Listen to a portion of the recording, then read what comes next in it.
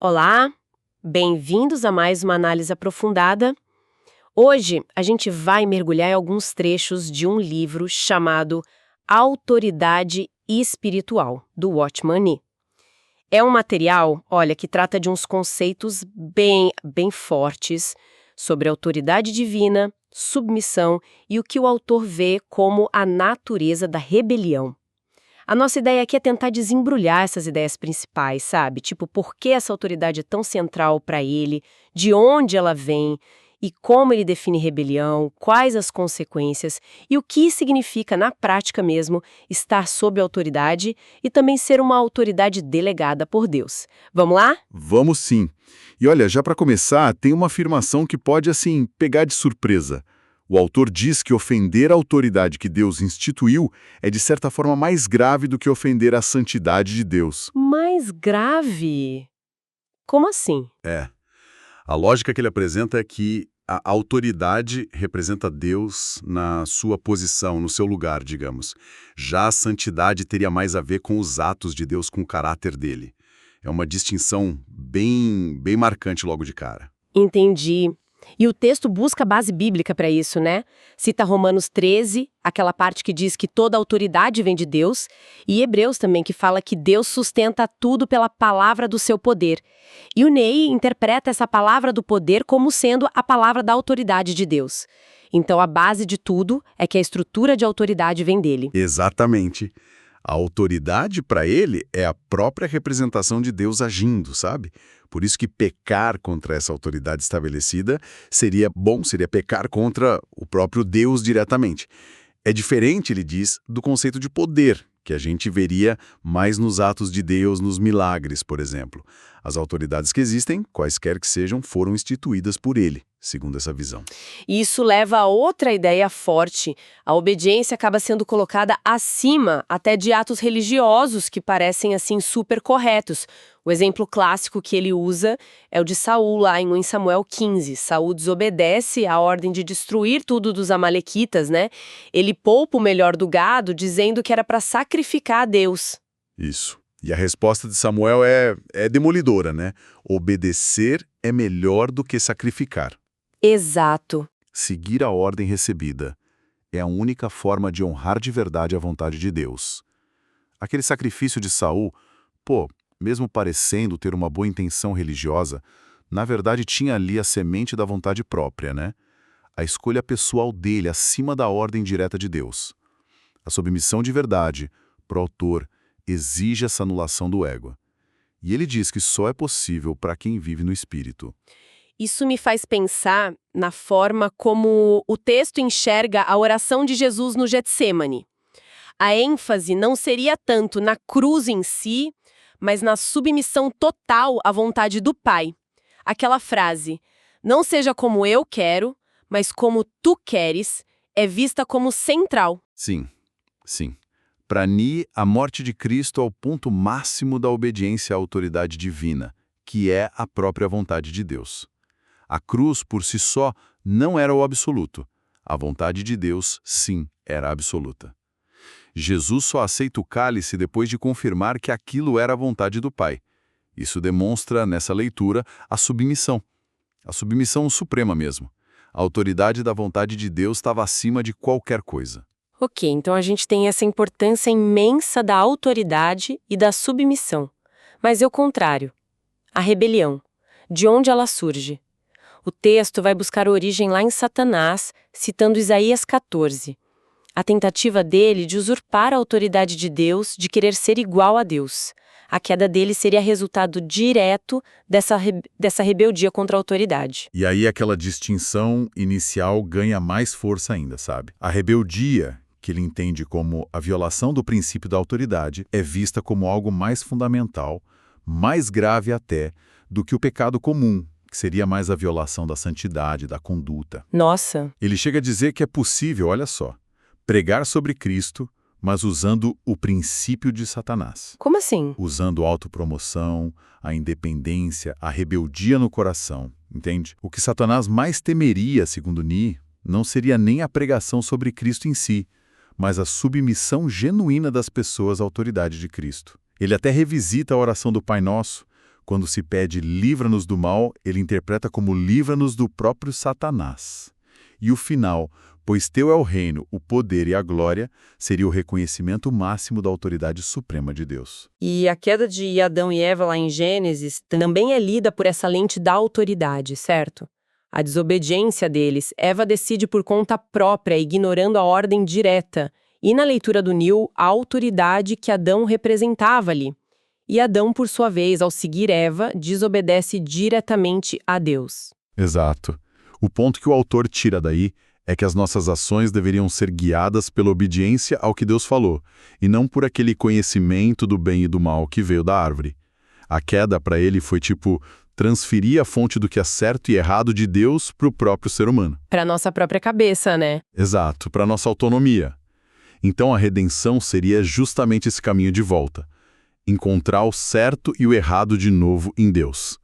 Isso reforça muito a necessidade de obedecer tanto a Deus diretamente, quanto às autoridades que ele delegou, às pessoas ou estruturas que o representam. Falando nessas autoridades delegadas e na rebelião contra elas, o texto traz vários exemplos do Antigo Testamento que são bem fortes.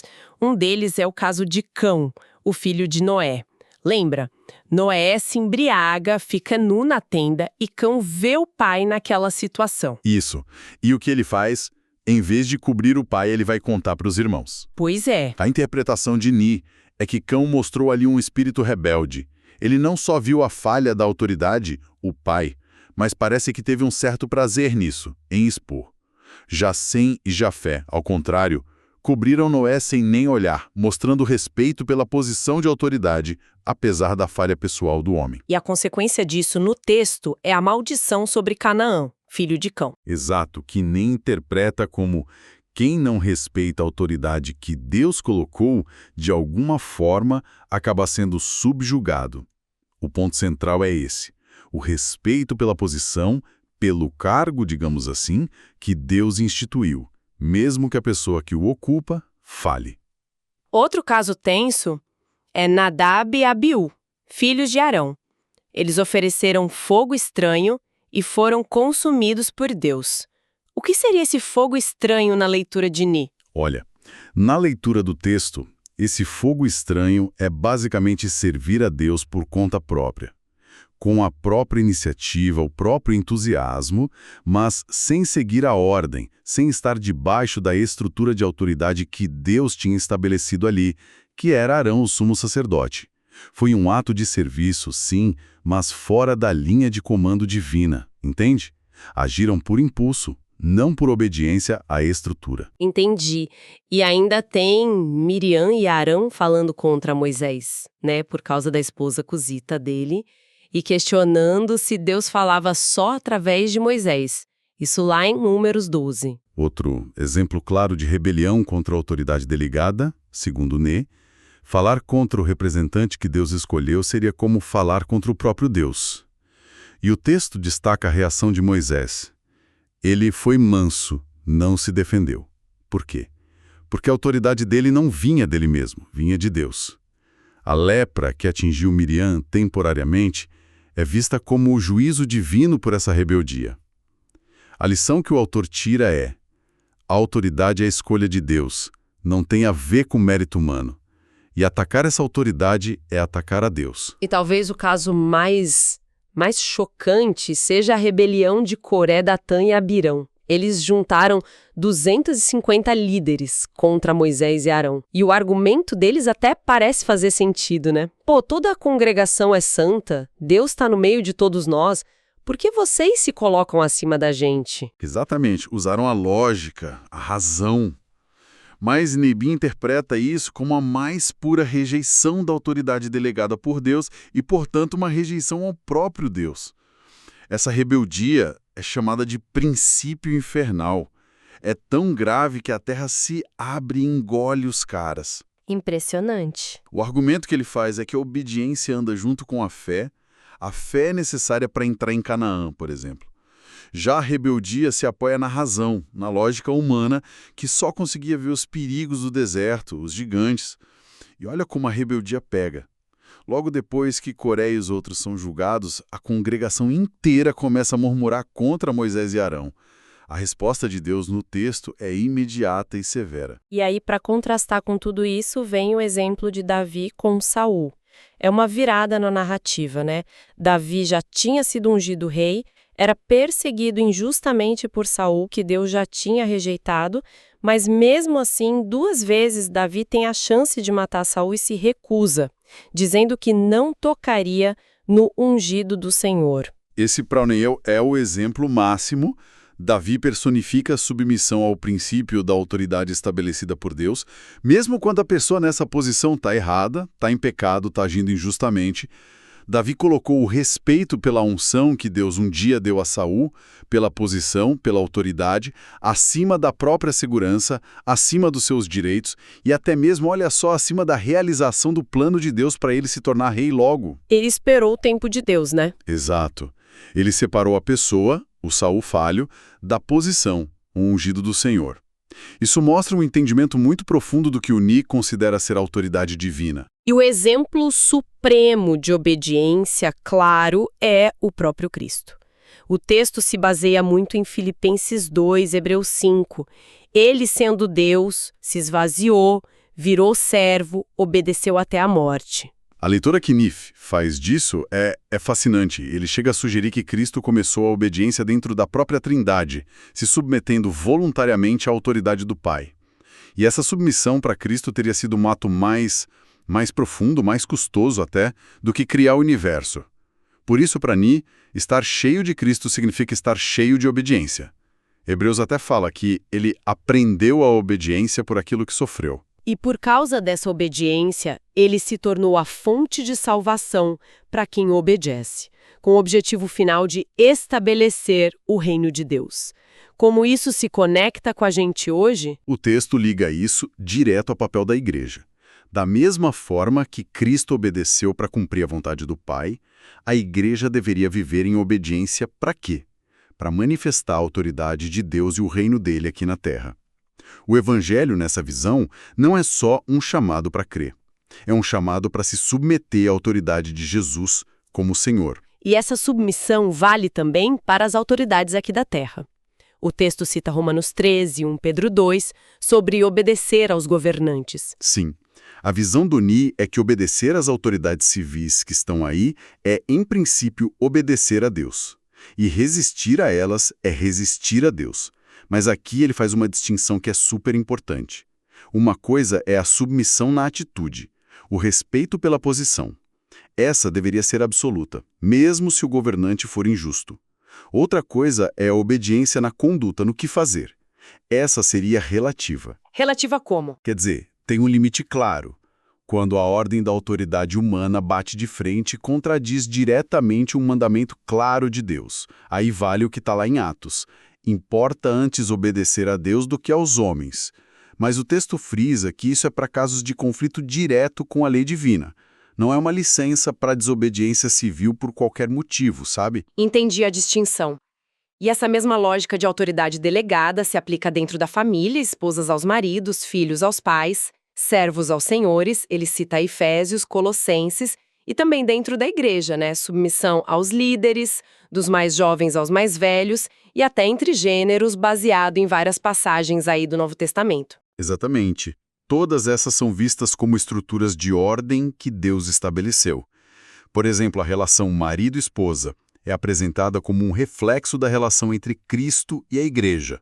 A obediência dentro dessas esferas, segundo o texto, traria ordem, traria bênção, como aquela promessa de vida longa para quem honra pai e mãe. O respeito pela autoridade, mesmo quando a pessoa falha, de novo o exemplo de Davi com Saul, ou até o arcanjo Miguel, que não ousou acusar Satanás lá em Judas 9, é um tema que volta sempre. Até aquela lei sobre os votos das mulheres em Números 30, que precisavam da aprovação do pai ou do marido, é usada para dizer que Deus respeita as linhas de autoridade que ele mesmo criou. E a igreja como corpo de Cristo? O texto menciona 1 Coríntios 12, Mateus 18. Como a autoridade funciona aí dentro? Para mim, essa relação cabeça-corpo, Cristo à igreja, é a expressão mais perfeita de autoridade e obediência. Não se baseia em regras externas, tipo um regulamento, mas numa vida que é compartilhada entre Cristo e a igreja. A obediência, nesse caso, Seria quase orgânica, uma obediência da vida. Aceitar o lugar e a função dos outros membros no corpo, reconhecer a autoridade que Deus deu a cada um na sua área e no seu ministério, é visto como jeito de receber as riquezas de Cristo que fluem pelo corpo todo. Rejeitar essa interdependência, essa autoridade mútua, levaria à pobreza espiritual. O ministério específico de uma pessoa se torna a esfera de autoridade dela. A gente falou muito sobre o que é autoridade, o que é submissão, mas como a rebeldia se mostra na prática. O texto diz que começa nas palavras. Cita Mateus 12. A boca fala do que o coração está cheio. Sim, as palavras são vistas como um termômetro da nossa atitude em relação à autoridade. Os exemplos que ele dá. Eva, que teria distorcido a palavra de Deus. Cão, que usou palavras para expor o pai. Miriam e Arão, que murmuraram contra Moisés. Coré, que atacou Moisés e Arão verbalmente. Falar mal, criticar sem cuidado, reclamar das autoridades que Deus colocou, tudo isso seria sintoma de um espírito rebelde e, segundo o texto, levaria à perda de poder espiritual. A língua é um campo de batalha importante aqui. Além das palavras, a rebeldia também se apoiaria na razão, na nossa lógica humana. Ele cita Romanos 9, quando Paulo repreende quem questiona as decisões soberanas de Deus. Quem é você, ó homem, para discutir com Deus? E Coré e os outros usaram argumentos que pareciam racionais. Me vê a razão humana autônoma, independente de Deus, como uma das principais fontes de rebelião. Para seguir a Deus de verdade, seria preciso, nessa visão, se libertar do governo da própria lógica. A vida teria que ser pautada pela autoridade da palavra de Deus, e não pelo que faz sentido para nossa cabeça. A soberania, a glória de Deus deveriam calar nossos porquês. A obediência de verdade não dependeria de entender o motivo da ordem, dependeria só de reconhecer quem deu a ordem. E a raiz mais profunda ainda estaria nos pensamentos. 2 Coríntios 10 fala em destruir fortalezas, que seriam os argumentos, e levar cativo todo pensamento à obediência de Cristo. A interpretação dele é que os nossos argumentos, nossos raciocínios, nossas opiniões independentes são como fortalezas que Satanás usa para prender nossos pensamentos, impedindo a gente de obedecer a Deus. Essas fortalezas precisam ser derrubadas pelo poder e pela autoridade de Deus. Alguém que teve os pensamentos recapturados por Cristo já não fica oferecendo as próprias ideias para Deus, sabe? Mas submete o intelecto a ele. O exemplo de Paulo na estrada de Damasco é perfeito para isso. Toda a inteligência dele foi colocada de lado quando ele perguntou: Senhor, que queres que eu faça? O erro fatal de Saul foi justamente agir segundo o próprio pensamento. Vou guardar o melhor gado para sacrificar, em vez de obedecer cegamente a ordem. Certo. Então, aprendemos sobre a necessidade de obedecer à autoridade, mas o texto também fala sobre a outra ponta, ser uma autoridade delegada por Deus. O centurião romano lá de Mateus 8 é citado como alguém que entendia isso, ele estava sob autoridade. E por isso podia exercer a autoridade. Quais são os requisitos para representar a autoridade de Deus, segundo o Ni? Olha, são requisitos bem puxados. O primeiro, e talvez o mais fundamental, é reconhecer que toda autoridade vem só de Deus. A pessoa não é autoridade, ela só representa. Isso muda tudo. Significa que a função dela é comunicar a vontade de Deus, não ficar impondo as próprias ideias ou vontades. Faz sentido. E o segundo? O segundo é a negação de si mesmo. A pessoa precisa ter sido, como ele diz, quebrantada por Deus. Livre de opiniões próprias, de motivações egoístas. Não pode ter espaço para autoafirmação. Precisa ter um medo constante de falar ou agir por conta própria, fora da direção de Deus. Alguém cheio de si mesmo não consegue representar Deus direito. E o terceiro? O terceiro é manter uma comunhão constante, íntima com o Senhor. A autoridade delegada depende totalmente dessa conexão viva. Se a comunhão for quebrada, a autoridade, na prática, cessa. É preciso viver buscando a mente de Deus o tempo todo. E tem um aviso importante no texto, né? Quem está nessa posição de autoridade nunca deve tentar estabelecer ou defender a própria autoridade. É Deus quem coloca e é Deus quem defende os seus representantes. A atitude deveria ser como a de Davi: esperar em Deus, esperar o reconhecimento que vem dele e do povo, sem forçar nada. Exatamente. E ele lista outras características ou credenciais importantes. Por exemplo, a revelação. A autoridade se baseia no que Deus revela à pessoa. Lembra de Moisés, com quem Deus falava boca a boca? Outra é a mansidão, como a de Moisés, que era muito manso. A verdadeira autoridade não precisa ser agressiva, não precisa ficar se defendendo. Tem também a benevolência e a intercessão. É um cuidado real pelo povo, buscar restaurar, orar até por aqueles que se rebelam. E tem um ponto sobre ressurreição, né? Sim, a vida de ressurreição. Isso é central para Neemias.